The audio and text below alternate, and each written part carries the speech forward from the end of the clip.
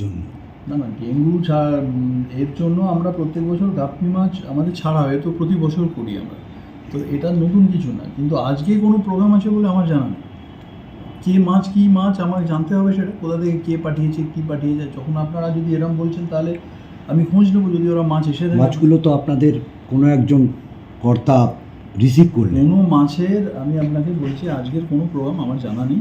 কী programme আছে বলছেন আপনারা আমি জানি না, বাট হ্যাঁ গাপ্পি মাছ আমরা প্রত্যেক বছর ছাড়ি, এটা তো নিয়ম করে ছাড়ি আমরা, এবারেও ছাড়বো আমরা। কিন্তু আজকের প্রোগ্রামের ব্যাপারে আমার কাছে কোনো ইনফরমেশন নেই, আমার কোনো নলেজ নেই। তাহলে আপনাকে না জানিয়ে কি মেসেজটা করা হয়েছে? যেই করেছে আমি খুঁজে বার করবো। আপনার ওই কর্মীরা এসেছিল, আরে আমাকে না জানিয়ে কি মেসেজটা করেছে, আমাকে সেটা তো আগে দেখতে হবে। ঠিক আছে, কী মাছ এসছে আমি তো, আমার কাছে কোনো ইনফরমেশন নেই, তো আমাকে তো সেটা আগে দেখতে হবে কী হয়েছে সেটা। ঠিক আছে। দেখুন জল নিয়ে একটা ব্যাপার বলি, একটা হচ্ছে যে লাগাতার একটা বৃষ্টি হয়ে যাচ্ছে, কন্টিনিউয়াস বৃষ্টি হচ্ছে। এটা আপনারাও দেখছেন যে প্রায় লাস্ট 4-5 দিন অলমোস্ট বলতে পারেন একটা ননস্টপ, হয়তো 1-2 ঘন্টা থামছে আবার বৃষ্টি শুরু হয়ে যাচ্ছে। তো এবং এর ফলে যেটা আমাদের মেজর প্রবলেম হয়েছে সেটা হচ্ছে, আমি আগেও বলেছি যে আমাদের আলটিমেট স্টর্ম ওয়াটার গিয়ে পড়ে গঙ্গাতে। গঙ্গার জলস্তর যদি খুব বেড়ে যায়, খুব লেভেল যদি বেড়ে থাকে, তখন আমাদের এই জলটা গঙ্গায় আমরা ডিসচার্জ করতে পারি না, কারণ উল্টো হয়, তখন ব্যাকফ্লো হয়ে যায় জল। তো যার জন্য আমরা এবারে ডবল ব্যারেল এত ক্লিন করা হয়েছে, এবারে ইরিগেশন থেকে একটা বড় অংশ ব্রাঞ্চ চ্যানেল 6 তারা পরিষ্কার করেছেন। এতৎ সত্ত্বেও কিন্তু জল নামতে সময় নিচ্ছে, তার মেইন কারণ হচ্ছে গঙ্গার লেভেল বেড়ে আছে বলে। আমি তাও আপনাকে বলছি, আনন্দময়ী আশ্রমের সামনে শোলেনমান্না সরণি, সেখানে এবারে অনেক কম জল আছে। আমাদের পঞ্চাননতলায় এখনও জল জমলেও জল খুব দ্রুত নেমে যাচ্ছে, যদিও গলিগুলোর ভেতরে কিছু জল আছে, আমাদের কাছে ইনফরমেশান আছে। এবারে সবথেকে বেশি আমাদের প্রবলেম হয়েছে নর্থ হাওড়ায়। নর্থ হাওড়ার জলের সমস্যা, মানে জমার সমস্যা হওয়ার মেইন একটা রিজন হচ্ছে ওখানে একসাথে অনেকগুলো এজেন্সি কাজ করছে। আপনারা জানেন ওখানে ওয়াটার ট্রিটমেন্ট প্লান্টের একটা কাজ হচ্ছে, একই সাথে ওখানে কেএমডিএ থেকে আবার ওই পাইপ লেইংয়ের একটা কাজ বিভিন্ন জায়গায় চলছে। তো এর ফলে রাস্তাঘাট বিভিন্ন জায়গায় কাটতে হয়েছে, এবং যার জন্য জলটা নর্মাল রাস্তা থাকলে ফ্লোতে যেটা বেরিয়ে যায়, অনেক জায়গায় বড় ডিচ হওয়ার জন্য সেই জলগুলো জমে যাচ্ছে। তো এবার নর্থ হাওড়াতে এটা একটা কারণ যে জলটা বেরোতে সময় লাগার।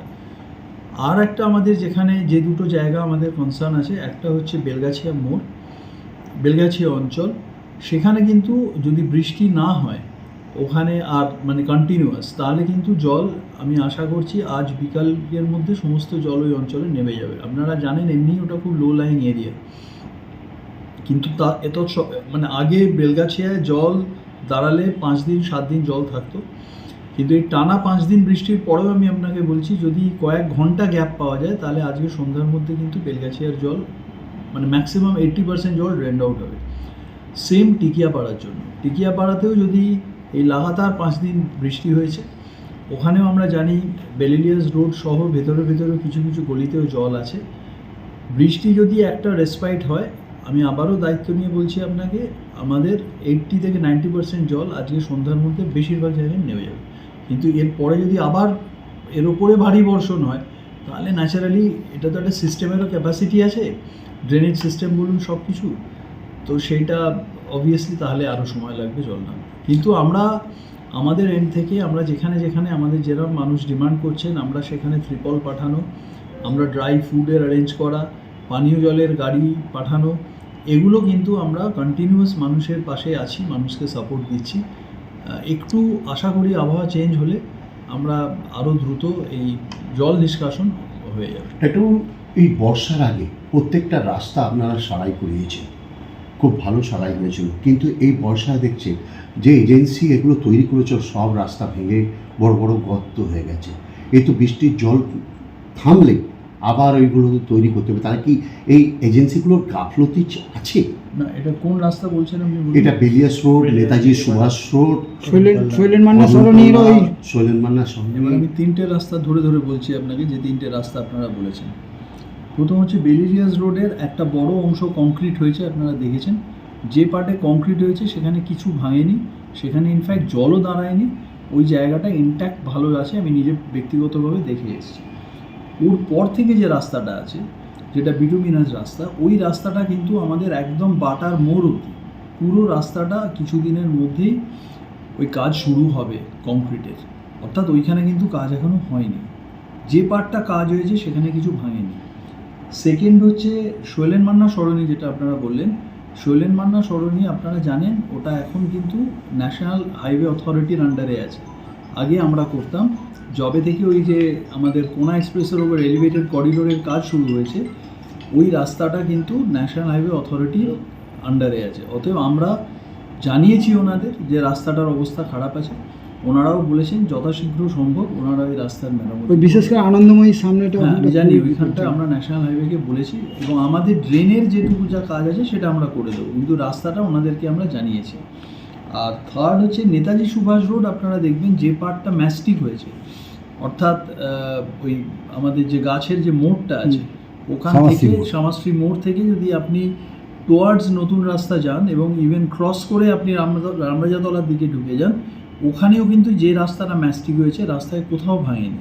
রাস্তাটার যেটা প্রবলেম হয়েছে সেটা হচ্ছে মল্লিক ফটক থেকে শ্যামাশ্রী অবধি এই পার্টের রাস্তাটাও কিন্তু কাজ ধরা আছে, সেই কাজটা এই বৃষ্টি একটু হলেই হবে। অর্থাৎ যে রাস্তাগুলো নতুন করেছি সেই রাস্তা ইমিডিয়েট ভেঙে গেছে এরকম আমার কাছে অন্তত কোনো ইনফরমেশন নেই। ডাক্তারবাবু, ঠিক কদমতলা বাজার ঢুকতে ওই জায়গাটায় যাতায়াত আপনাকে যেটা আমি বললাম, যে রাস্তাটা ওই বেলিলিয়াস রোডটা যখন শুরু হবে, রিমেনিং পার্টটা যতটা আমরা কমপ্লিট করে দিয়েছি তার পরের পার্টটা, ওইটা কিন্তু ওই কদমতলা বাজার মানে বাটার মোড় অবধি আসবে ওই রাস্তাটা, অতটা পুরো কমপ্লিট হবে।